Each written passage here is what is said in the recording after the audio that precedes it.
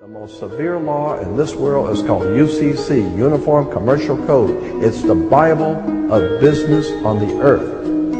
Uniform Commercial Code. Uniform Commercial Code is based directly on Vatican canon law, on the Roman canon law. Consequently, when a ship pulls into port, it pulls in and stops, and it's called in its berth. The ship is now in its berth. Because it is on the law of the high seas, or commercial maritime, UCC commercial law, rules the seas. So when the ship pulls into its berth, the first thing the captain must do is to present a certificate of manifest to the port authorities, which means that the port authorities need to know how much is on this ship that you're bringing into our country and our economy. How many TVs, how many cars, whatever you're bringing, how much are you bringing into our economy? So you have to have a certificate of manifest of what is the value of your ship here. What are you doing? Consequently, when you are born, you come out of your mother's water. Therefore, you must have a birth certificate, a certificate of manifest, because you are a corporation-owned item. You are a human resource. This goes back to the German Nazi concept that every human coming out of their mother's water must be birthed. And therefore you have to have a certificate, a manifest, to see how much this individual is going to make for us in our new world order. I'm telling you that until you understand the laws, the symbols, the emblems, what these words mean, you're never going to suspect how far gone we really are. Did you know, for instance, that your birth certificate is a security on the stock exchange in the New York stock market? Did you know that? Because if you order your birth certificate, get a new one, order your birth certificate, it'll only cost you, sometimes it's free.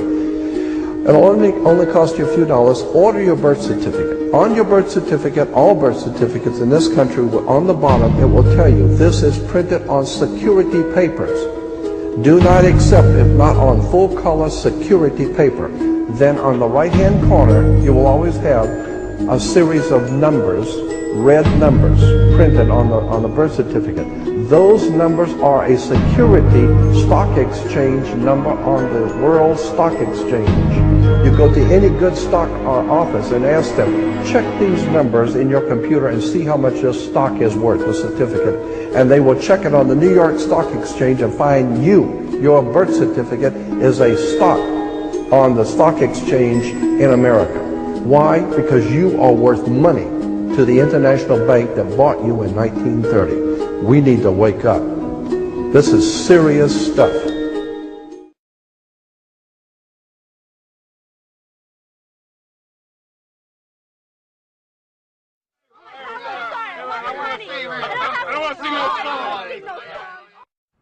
The flag of Washington's District of Columbia has 3 red stars, one for each city-state in the 3-city empire. This corporate empire of 3 city-states controls the world economically through London's inner city, militarily through the District of Columbia, and spiritually through the Vatican. The Constitution for the District of Columbia operates under a tyrannical Roman law known as Lex Fori, which bears no resemblance to the U.S. Constitution. When Congress passed the Act of 1871, it created a separate corporate government for the District of Columbia. This treasonous act allowed the District of Columbia to operate as a corporation outside the original Constitution of the United States and outside of the best interests of American citizens.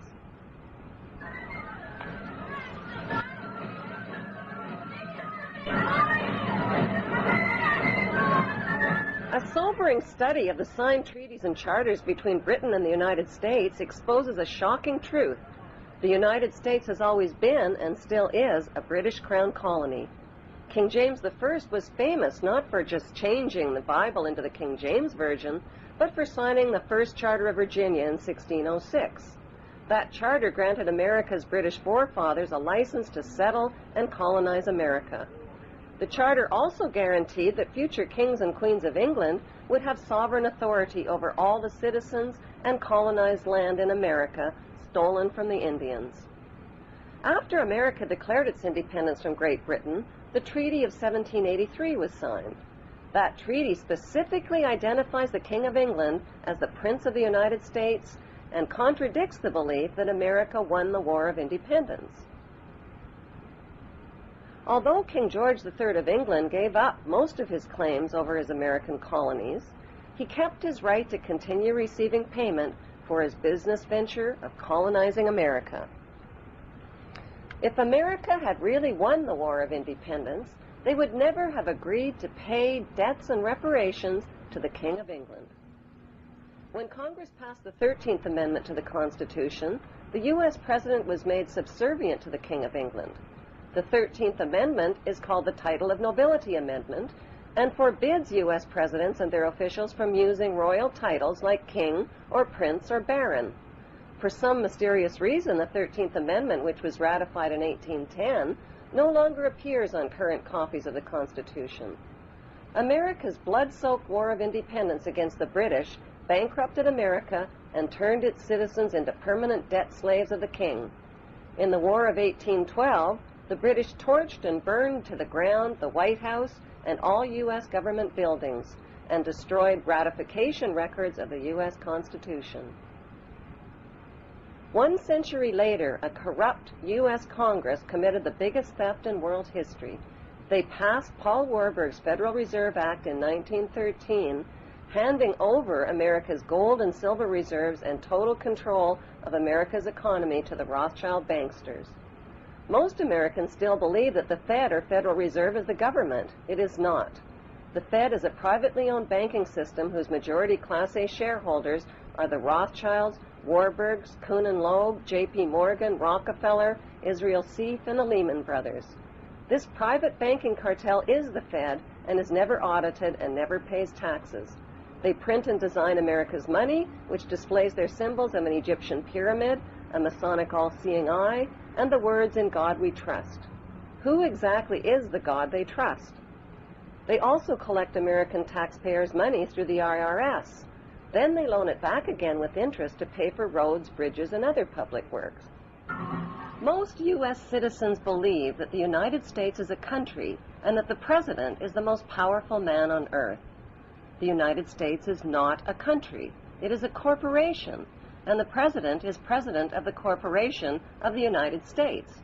He and his elected officials work for the corporation, not for the American people. Since the United States is a corporation, who owns the corporation of the United States? Like Canada and Australia, whose leaders are prime ministers of the Queen and whose land is called Crown Land, the United States is just another crown colony. Crown colonies are controlled by the empire of 3 city-states. At the center of each city-state is a towering, phallic-shaped stone monument called an obelisk that points skyward. In D.C. city-state, the obelisk, known as the Washington Monument, was dedicated to Freemason George Washington by the Freemason Grand Lodge of the District of Columbia. The secretive Brotherhood of Freemasons laid the Washington obelisk's cornerstone in 1848 and contributed 22 Masonic memorial stones. 250 Masonic lodges financed the Washington Monument obelisk, including the Knights Templar Masonic Order. At the heart of London city-state is a 187-ton, 69-foot-tall Egyptian obelisk called Cleopatra's Needle. It was transported from Egypt and erected on the banks of the River Thames. In Vatican City, another Egyptian obelisk towers high above St. Peter's Square. In 1933, the United States once again declared bankruptcy.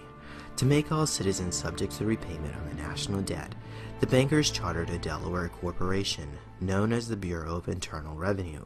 But this corporation was illegally masquerading as part of the government, placing them under constant threat of lawsuit.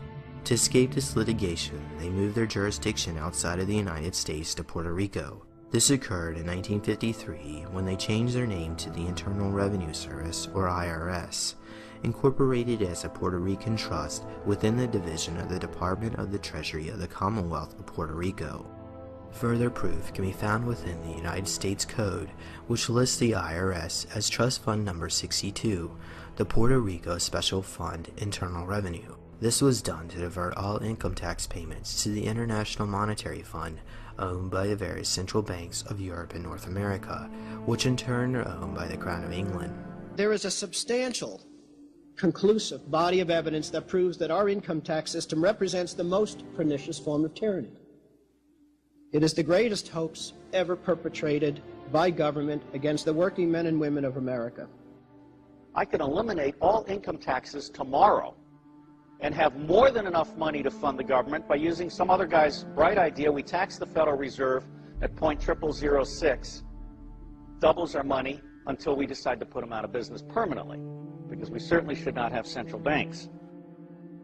The evidence proving income tax is paid to the United Kingdom is found deep within the IRS Individual Master File, which contains every transaction and financial record gathered by IRS officials throughout your lifetime.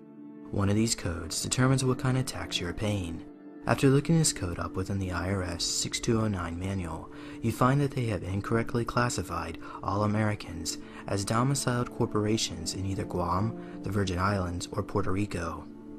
Furthermore, all taxpayers who filled out a 1040 form are subject to a tax for doing commerce with the United Kingdom under a treaty with the United States. There is no law that requires the average American worker in the private sector to pay a direct unapportioned tax on their labor and compensation for services. There is no law. As you follow the money trail, you find that the taxes collected on the 1040 form is then sent to the Crown of England as a tribute payment.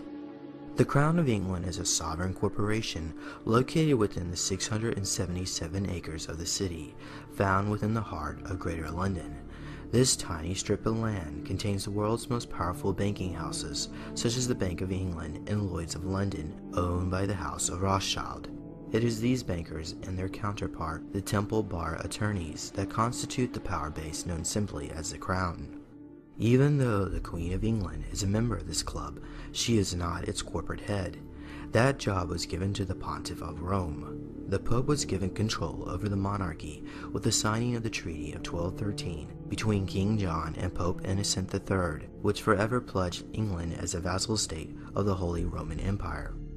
In 1297, that treaty was used as a precedent to incorporate the city as an independent city-state controlled by the Vatican, which would govern England without directly relying on the monarchy. Just like how the Corporation of the United States was subject to the Crown of England, so too were the subjects of the British Empire, enslaved with debt by the financial division of the Vatican, headquartered within the City of London. Today, this small clique of bankers have full authority over the affairs of Parliament, and this has been the case since 1694, when Pope Innocent XI hired William of Orange to depose the Stuart kings and charter the Bank of England. Located within the Crown of England is the original Federal Reserve Charter, which according to the Farmer Claims legal team, allocates that 67% of the income tax collected by the IRS was to be divided to the Crown of England. Another 23% was to be paid as a dividend to the 300 shareholders of the Federal Reserve Bank, and the last 10% was to be paid to the employees of the IRS to keep them quiet about this sweet deal. Since 1913, none of the income tax collected by the IRS has gone to the federal government. The federal government is funded totally through black budget sources such as drug trafficking and off-budget accounting on the Comprehensive Annual Financial Report.